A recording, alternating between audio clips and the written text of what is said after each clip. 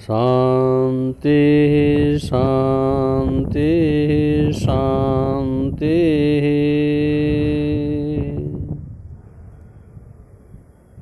स्वस्थ।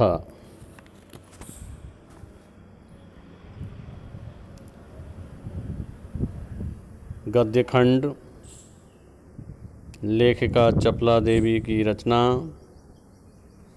नाना साहब की पुत्री देवी मैना को भस्म कर दिया गया। भाग 1। पाठ परिचय। मातृभूमि की स्वतंत्रता और उसकी रक्षा के लिए जिन्होंने अपने प्राण न्यौछावर कर दिए, उनके जीवन का उत्कर्ष हमारे लिए गौरव और सम्मान की बात है। उस गौरवशाली किंतु विस्मृत परंपरा से किशोर पीढ़ी को परिचित कराने के उद्देश्य से इस रचना को हिंदू पंच के बलिदान अंक से लिया गया है। हिंदी गद्य के प्रारंभिक रूप को विद्यार्थी जान पाएं, इसलिए इस गद्य रचना को मुद्रण और वर्तनी में बिना किसी परिवर्तन के अविकल प्रस्तुत करने का प्रयास किया गया है।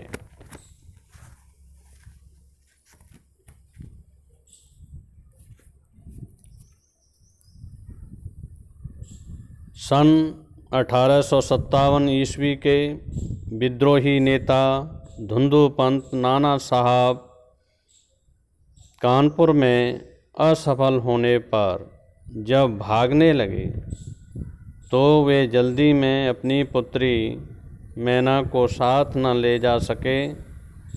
देवी मैना बिठूर में पिता के महल में रहती थी, पर विद्रोह दमन करने के बाद अंग्रेज़ों ने बड़ी ही क्रूरता से उस निरीह और निरपराध देवी को अग्नि में भस्म कर दिया। उसका रोमांचकारी वर्णन पाषाण हृदय को भी एक बार द्रवीभूत कर देता है। कानपुर में भीषण हत्याकांड करने के बाद अंग्रेज़ों का सैनिक दल बिठूर की ओर गया। बिठूर में नाना साहब का राजमहल लूट लिया गया, पर उसमें बहुत थोड़ी संपत्ति अंग्रेज़ों के हाथ लगी। इसके बाद अंग्रेज़ों ने तोप के गोलों से नाना साहब का महल भस्म कर देने का निश्चय किया। सैनिक दल ने जब वहां तोपें लगाईं, उस समय महल के बरामदे में एक अत्यंत सुंदर बालिका आकर खड़ी हो गई। उसे देखकर अंग्रेज सेनापति को बड़ा आश्चर्य हुआ, क्योंकि महल लूटने के समय वह बालिका वहाँ कहीं दिखाई न दी थी। उस बालिका ने बरामदे में खड़ी होकर अंग्रेज सेनापति को गोले बरसाने से मना किया। उसका करुणापूर्ण मुख और अल्प वयस देखकर सेनापति को भी उस पर कुछ दया आई। सेनापति ने उससे पूछा कि क्या चाहती है। बालिका ने शुद्ध अंग्रेजी भाषा में उत्तर दिया, क्या आप कृपा कर इस महल की रक्षा करेंगे? सेनापति, क्यों, तुम्हारा इसमें क्या उद्देश्य है? बालिका, आप ही बताइए कि यह मकान गिराने में आपका क्या उद्देश्य है? सेनापति, यह मकान विद्रोहियों के नेता नाना साहब का वास स्थान था। सरकार ने इसे विध्वंस कर देने की आज्ञा दी है। बालिका: आपके विरुद्ध जिन्होंने शस्त्र उठाए थे वे दोषी हैं, पर इस जड़ पदार्थ मकान ने आपका क्या अपराध किया है? मेरा उद्देश्य इतना ही है कि यह स्थान मुझे बहुत प्रिय है। इसी से मैं प्रार्थना करती हूँ कि इस मकान की रक्षा कीजिए। सेनापति ने दुख प्रकट करते हुए कहा कि कर्तव्य के अनुरोध से मुझे यह मकान गिराना ही होगा। इस पर उस बालिका ने अपना परिचय बताते हुए कहा कि मैं जानती हूँ कि आप जनरल हे हैं। आपकी प्यारी कन्या में मैं और मुझ में बहुत प्रेम संबंध था। कई वर्ष पूर्व मेरे पास बराबर आती थी और मुझे हृदय से चाहती थी। उस समय आप भी हमारे यहाँ आते थे और मुझे अपनी पुत्री के ही समान प्यार करते थे। मालूम होता है कि आप वे सब बातें भूल गए हैं। मेरी की मृत्यु से मैं बहुत दुखी हुई थी। उसकी एक चिट्ठी मेरे पास अब तक है। यह सुनकर सेनापति के होश उड़ गए।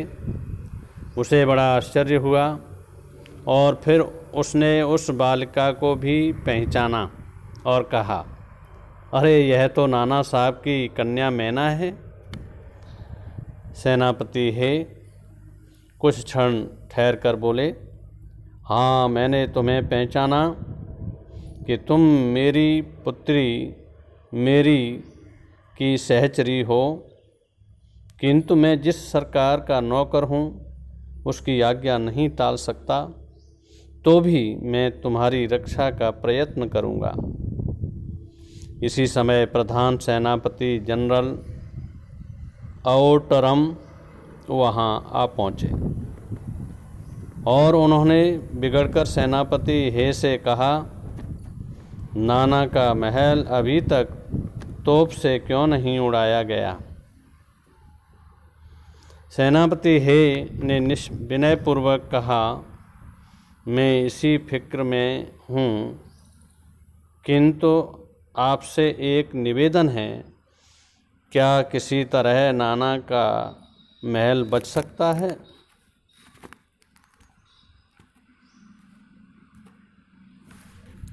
अब मेरे साथ अनुकरण वाचन कीजिए।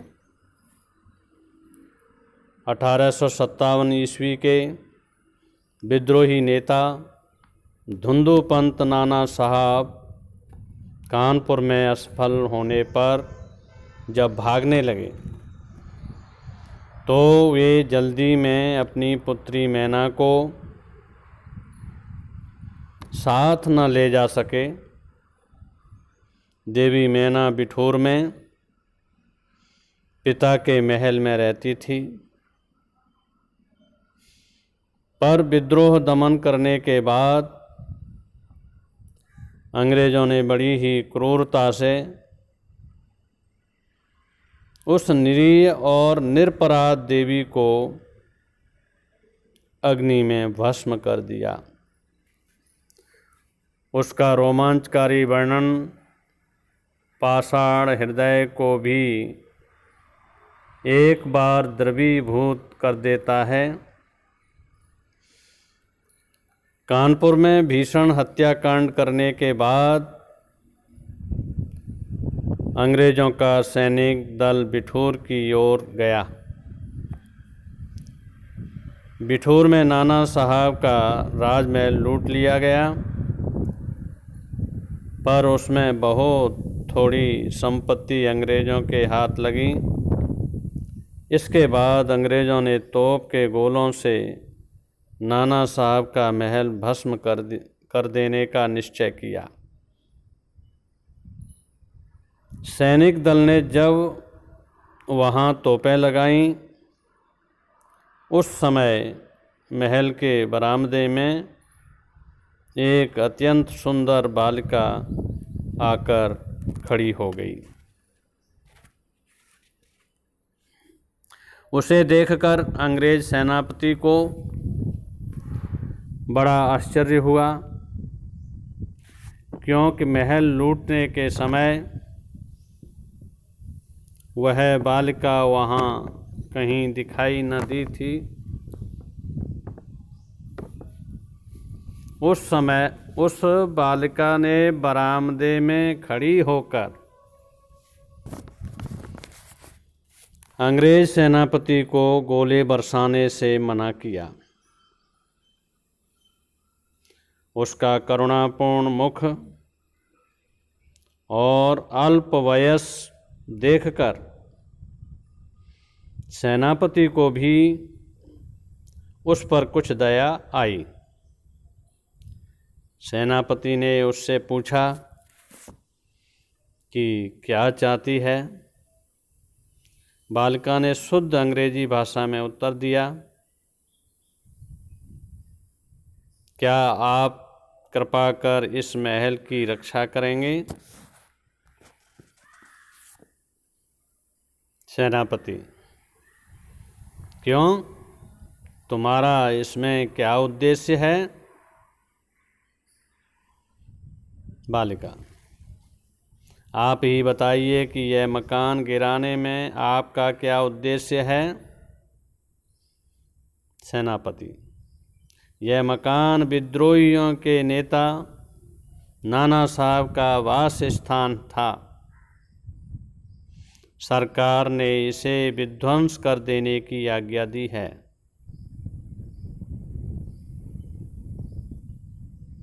बालिका, आपके विरुद्ध जिन्होंने शस्त्र उठाए थे वे दोषी हैं, पर इस जड़ पदार्थ मकान ने आपका क्या अपराध किया है। मेरा उद्देश्य इतना ही है कि यह स्थान मुझे बहुत प्रिय है। इसी से मैं प्रार्थना करती हूँ कि इस मकान की रक्षा कीजिए। सेनापति ने दुख प्रकट करते हुए कहा कि कर्तव्य के अनुरोध से मुझे यह मकान गिराना ही होगा। इस पर उस बालिका ने अपना परिचय बताते हुए कहा कि मैं जानती हूँ कि आप जनरल ए हैं। आपकी प्यारी कन्या मैरी में और मुझ में बहुत प्रेम संबंध था। कई वर्ष पूर्व मैरी मेरे पास बराबर आती थी और मुझे हृदय से चाहती थी। उस समय आप भी हमारे यहाँ आते थे और मुझे अपनी पुत्री के ही समान प्यार करते थे। मालूम होता है कि आप वे सब बातें भूल गए हैं। मेरी की मृत्यु से मैं बहुत दुखी हुई थी। उसकी एक चिट्ठी मेरे पास अब तक है।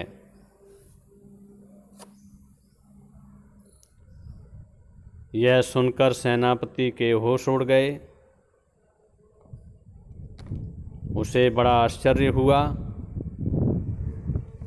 और फिर उसने उस बालिका को भी पहचाना और कहा, अरे यह तो नाना साहब की कन्या मैना है। सेनापति हे कुछ क्षण ठहर कर बोले, हाँ, मैंने तुम्हें पहचाना कि तुम मेरी पुत्री मेरी की सहचरी हो, किंतु मैं जिस सरकार का नौकर हूँ उसकी आज्ञा नहीं टाल सकता, तो भी मैं तुम्हारी रक्षा का प्रयत्न करूँगा। इसी समय प्रधान सेनापति जनरल आउटरम वहाँ आ पहुँचे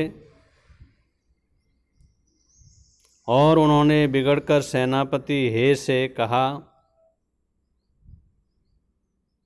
नाना का महल अभी तक तोप से क्यों नहीं उड़ाया गया? सेनापति हे ने विनयपूर्वक कहा, मैं इसी फिक्र में हूँ, किंतु आपसे एक निवेदन है। क्या किसी तरह नाना का महल बच सकता है? प्रश्न, बोध प्रश्न जो कक्षा कार्य के रूप में अपनी अभ्यास पुस्तिका में करने हैं। प्रश्न संख्या 1, देवी मैना कहाँ रहती थी?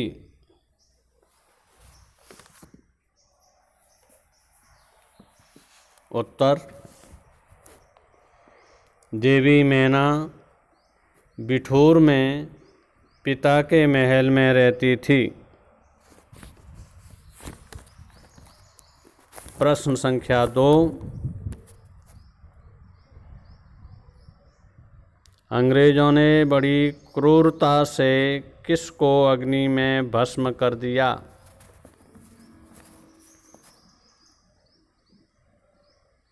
उत्तर,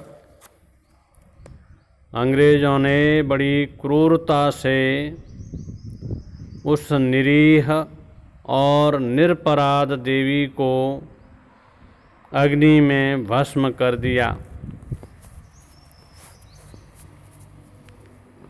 प्रश्न संख्या 3, उस बालिका का करुणापूर्ण मुख और अल्प वयस देखकर किसको उस पर कुछ दया आई?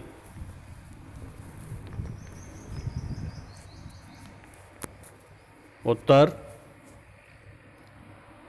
उस बालिका का करुणापूर्ण मुख और अल्प वयस देखकर सेनापति को उस पर कुछ दया आई। प्रश्न संख्या 4, बिठूर में किसका राजमहल लूट लिया गया?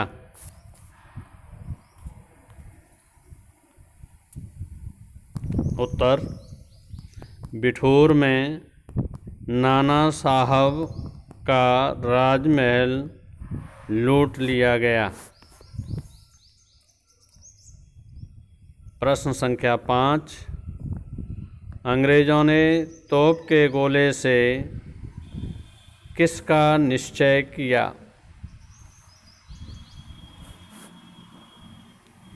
उत्तर, अंग्रेजों ने तोप के गोलों से नाना साहब का महल भस्म कर देने का निश्चय किया।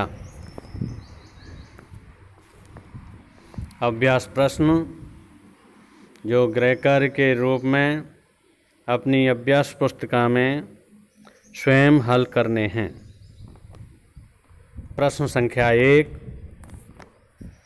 नाना साहब अपनी पुत्री मैना को अपने साथ क्यों ना ले जा सके?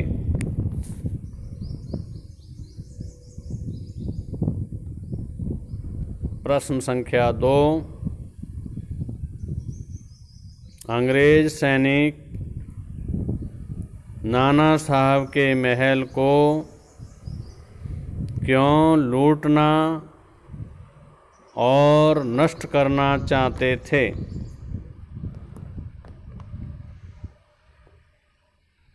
प्रश्न संख्या 3, बालिका मैना के पास किसका और कौन सा स्मृति चिन्ह था? धन्यवाद।